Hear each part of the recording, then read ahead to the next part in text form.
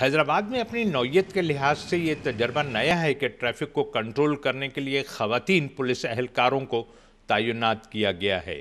خواتین اہلکاروں کو ٹریفک کنٹرول کرتے دیکھ کر گاڑیاں چلانے والے حضرات حیران تو ہیں کہ بے ہنگم ٹریفک کو خواتین کیسے قابو کر سکیں گی۔ پولیس کو ٹرین کرنا ہے ہم نے، لیڈیز جو روڈ یوزر آئیں گے ان کو بھی جو ہے بتانے کے لیے ہم نے ایک لیڈیز سٹاف کو رکھا ہوا ہے، ان کو ہم ٹرین بھی کر رہے ہیں، انشاءاللہ تعالیٰ حیدرآباد کی ٹریفک کی بہتری میں ان کا یہ کام بھی سر انجام دیں گی۔ حیدرآباد میں ٹریفک قوانین سے نابلد بغیر لائسنس کے گاڑیاں چلانے والوں کی بہت بڑی تعداد موجود ہے۔ ان کی وجہ سے ہی ٹریفک میں خلل پڑتا ہے اور مسائل پیدا ہوتے ہیں۔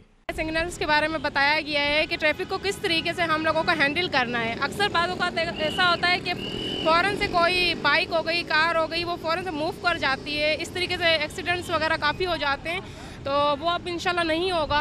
حیدرآباد میں بے ہنگم اور کسی قانون سے ماورا ٹریفک کے مسائل کو خواتین اہلکاروں کے ذریعے قانونی ضابطوں میں لانے کی یہ کوشش بہتر ضرور ہے، لیکن لائسنس بنوانے کے لیے بھی گاڑیاں چلانے والوں کو ضرور پابند بنانا ہوگا۔